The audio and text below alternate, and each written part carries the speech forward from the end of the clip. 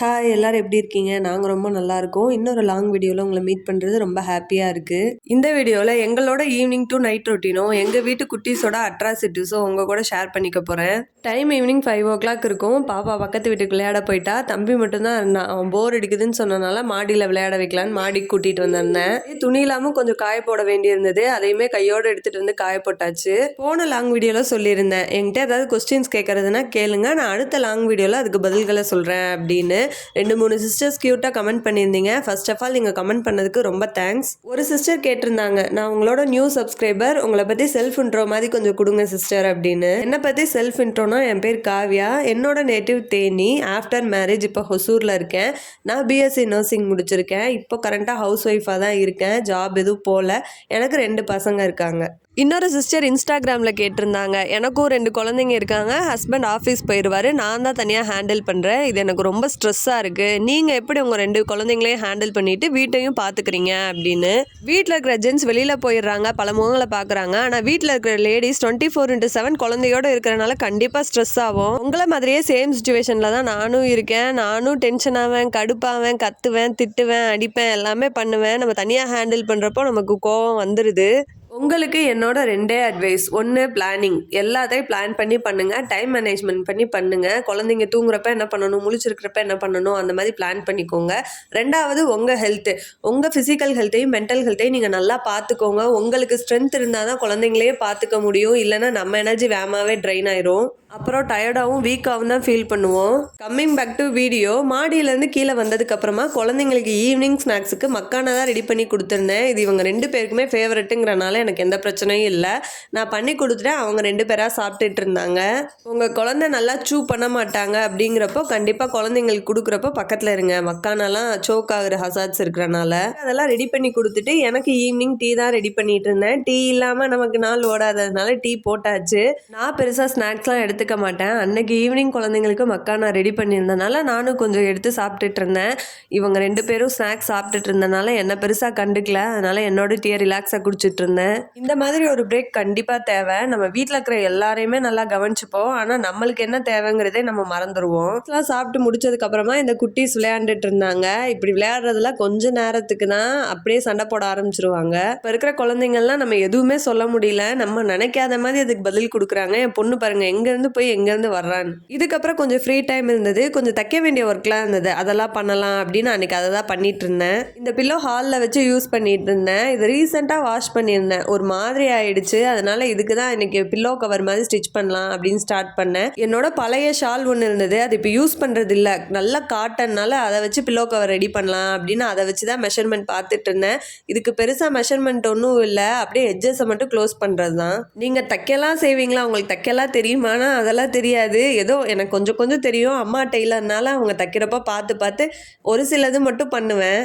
அடிக்கடி ஏதாவது ஒன்று ஸ்டிச் பண்ணிட்டே இருக்கிற மாதிரி தான் இருக்குது. அதனால நம்மளே மிஷின் வாங்கிடலாம். இந்த மிஷின் ரீசெண்டாக தான் வாங்கினேன். பவர் மிஷின்லாம் வாங்கலான்னு பார்த்தா பட்ஜெட் எங்கேயோ இருந்தது. 10,000லேருந்து 15,000 வரைக்கும் இருந்தது. அவ்வளோ பட்ஜெட்லாம் இல்லைன்னு சொல்லி சீப் அண்ட் பெஸ்ட்டாக மிஷின் தனியாக மோட்ரு தனியாக வாங்கிட்டேன். இந்த மிஷின் ரொம்ப காம்பேக்டாக இருக்கும். இதுதான் நான் ஸ்டிச் பண்ண பில்லோ கவர். எக்ஸ்பெக்ட் பண்ணதை விட ரிசல்ட் நல்லாவே வந்திருந்தது. லுக்கும் நல்லா இருந்தது. என்னோட ட்ரெஸ்ஸும் கொஞ்சம் ஸ்டிச் பண்ண வேண்டியிருந்தது. அதையுமே கையோட முடிச்சிட்டேன். இந்த மிஷின் ஹேண்டில் வச்சு வரும். நம்ம கையிலேயே சுற்றி ஸ்டிச் பண்ணுற மாதிரி. நான் மோட்ரு ஃபிக்ஸ் பண்ணனால ஹேண்டில் எடுத்துட்டு அதுக்கு பதிலாக மோட்ரு ஃபிட் பண்ணியாச்சு. மிஷின் ஃப்ளிப்கார்ட்டில் வாங்கினேன். மிஷினோட ரேட்டு 4,000. மோட்ரு தனியாக எங்கள் லோக்கல் ஷாப்பில் வாங்கினேன். அதோட ரேட்டு 1,200. மொத்தமாக எனக்கு 5,200 ஆச்சு. ஸ்டிச் பண்ணி முடிச்சதுக்கு அப்புறமா இந்த மாதிரி சேஃபாக கபோர்ட்குள்ளே வச்சு க்ளோஸ் பண்ணிடுவேன். அதுக்கப்புறமா ஒரு 8 o'clock போல் குட்டீஸ்க்கு சாப்பாடு கொடுத்துடலான்னு கொடுத்துட்டு இருந்தேன். நைட்டு டிஃபனுக்கு தோசை தான் பிளான் பண்ணியிருந்தேன். பசங்க சாப்பாடு தான் வேணும்னு கேட்டனால அவங்க 2 பேருக்கும் சாப்பாடு ஊட்டிட்டு இருந்தேன்.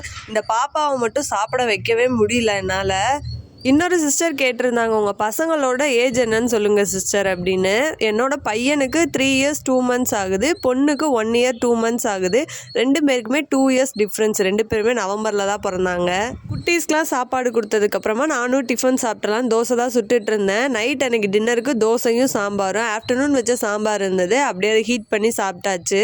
எங்கள் வீட்டில் எப்போவும் மோஸ்ட்டாக சிம்பிள் சமையலாக தான் இருக்கும். சாம்பார்லேயே காயெல்லாம் போட்டனால சாம்பார் செய்கிற அன்னைக்கு பொரியெல்லாம் பண்ண மாட்டேன். அப்படியே சாம்பாரில் இருக்கிற காயே சாப்பிட்டுப்போம். 2 குழந்தைங்கள வச்சுட்டு இருக்கறனால இந்த மாதிரி சின்ன சின்ன டைம் மேனேஜ்மெண்ட் பண்ணிப்பேன். ஹெல்த்தியாகவும் சாப்பிட்ட மாதிரி இருக்கும். இன்னைக்கு சமைக்கிறதுக்கு மொதல் நாளே ஃப்ரிட்ஜில் என்ன காய் இருக்குது இல்லைன்னு பார்த்து மெனு பிளான் பண்ணிடுவேன். அப்போ தான் ஸ்மூத்தாக சமைக்க முடியும். இல்லைனா என்ன சமைக்கணும்னு யோசிச்சே ஸ்ட்ரெஸ் ஆயிரும். இல்லை எல்லாரும் சாப்பிட்டு முடிச்சதுக்கப்புறமா கிச்சன் கிளீனிங் தான் ஸ்டார்ட் பண்ணிட்டேன். குட்டீஸோட அப்பா வந்துட்டாங்க. குட்டீஸ் எல்லாம் அவங்க அப்பாட்ட கொடுத்துட்டு கிச்சன் கிளீனிங் ஸ்டார்ட் பண்ணிட்டேன். கரும்பு ஜூஸ் ரெடி பண்ணியிருந்தேன். அந்த கரும்பு வெட்டுறப்போ கிச்சன் ஃபுல்லாக தெரிச்சிருச்சு. அப்படியே வச்சுட்டு படுத்தா ஃபுல்லாக எறும்பு வந்துடும். கையோட க்ளீன் பண்ணிட்டேன். அன்றைக்கி எனக்கு சுத்தமாக முடியல, ரொம்ப டயர்டாக இருந்தது. ஆனால் கரும்பு கட் பண்ணது கிச்சன் ஃபுல்லாக பிசு பிசுன்னு இருந்தது. தொடச்சே ஆகணுங்கிற மாதிரி சுச்சுவேஷன். அதனால் க்ளீன் பண்ணிட்டு இருந்தேன். ஒரு சில நாள் என்னால் முடியாதப்ப அப்படியே வச்சுட்டு படுத்துருவேன். எனக்கு வீட்டு வேலைக்கு ஹவுஸ் ஹெல்ப் வர்றாங்க. அவங்க வாரத்தில் 6 நாள் வருவாங்க. சண்டே மட்டும் லீவு. வந்து கிச்சன் கவுண்டர் டாப்லாம் தொடச்சிட்டு பாத்திரம்லாம் கழுவிட்டு வீடை கூட்டிகிட்டு போவாங்க. வீக்லி ஒன்ஸ் மாப் போட்டு கொடுத்துருவாங்க. நான் செகண்ட் பேபிக்கு கன்சீவாக இருக்கிறப்ப கிட்டத்தட்ட டெலிவரிக்கு 1 மந்த் முன்னாடி தான் ஹவுஸ் ஹெல்ப்பே வச்சேன். அதுக்கு முன்னாடிலாம் நான் வீட்டு வேலைக்கு ஆள் வச்சதே இல்லை.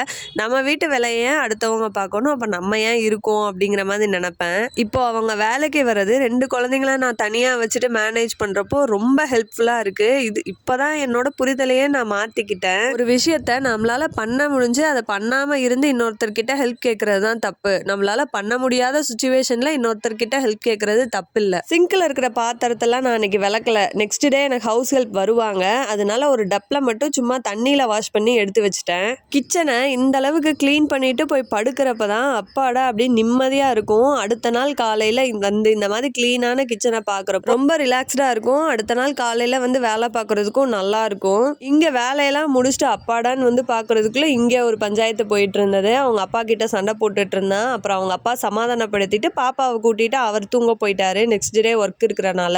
என் பையனுக்கு 3 வயசு ஆகுது. பகல்லலாம் தூங்குறத கம்ப்ளீட்டாக ஸ்டாப் பண்ணிட்டான். நைட்டு ஆனால் 8 o'clock சாப்பாடு கொடுத்துட்டு படுக்க வச்சாலும் ஒரு 15 minutes தான் படுத்துருவான். நம்ம கூட படுத்தோன்னா படுத்துருவான். அன்னைக்கு என்னமோ டே டைமில் தூங்கிட்டான். நைட் அவனுக்கு தூக்கம் வரல. அதனால் தூக்கம் வராதவனா ஏன் கம்பல் பண்ணணும்னு நானும் அவனை கம்பல் பண்ணலை. ஆனால் எனக்கு ரொம்ப டயர்டாக இருந்தது. நான் அவன் பக்கத்துலேயே படுத்து பார்த்தேன். அவன் தூங்குற மாதிரி தெரியல. டைம் 11:15 ஆயிடுச்சு. ஆனாலும் அவன் தூங்குற மாதிரி தெரியல. எனக்கு ரொம்ப டயர்ட் ஆயிடுச்சு. இந்த வீடியோ உங்களுக்கு பிடிச்சிருந்தா லைக் பண்ணி உங்கள் ஃப்ரெண்ட்ஸ் அண்ட் ஃபேமிலியோட ஷேர் பண்ணிக்கோங்க. சப்ஸ்கிரைப் பண்ணாமல் பார்க்குறவங்களாம் மறக்காமல் சப்ஸ்கிரைப் பண்ணிக்கோங்க. கமெண்ட் செக்ஷனில் உங்கள் கமெண்ட்டை கண்டிப்பாக சொல்லுங்கள். அது எனக்கு ரொம்ப ஹெல்ப்ஃபுல்லாக இருக்கும்.